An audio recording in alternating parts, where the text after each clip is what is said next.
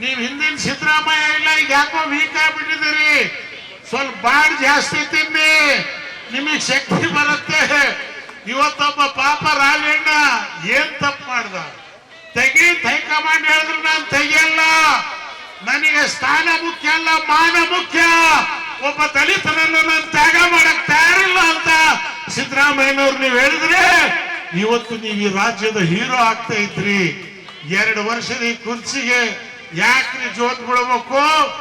4 ವರ್ಷದ MLC-ನ ಅವ್ರ ಮುಖಕ್ಕೆ ಒಗೆಯು ಬಂದೆ ನಾನು.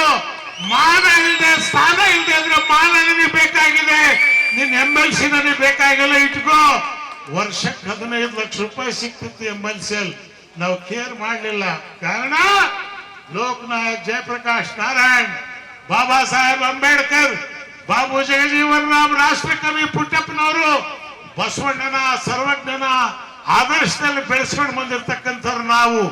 ಇವತ್ತು ಅದೇ ಆದರ್ಶಗಳನ್ನು ನಾವು ಮುಂದುವರಿಸ್ಕೊಂಡು ಹೋಗ್ತಾ ಇದ್ದೇವೆ ಅಂತೇಳಿ ಮಳೆ ಬರ್ತಕ್ಕಂಥ ಸೂಚನೆಗಳಿದಾವೆ. ಆದ್ರಿಂದ ಎಲ್ಲ ಪೊಲೀಸ್ ಅಧಿಕಾರಿಗಳಿಗೆ, ಜಿಲ್ಲಾಧಿಕಾರಿ ಪ್ರಾರ್ಥನೆ ಮಾಡ್ತೇನೆ, ಮಂತ್ರಿಗಳು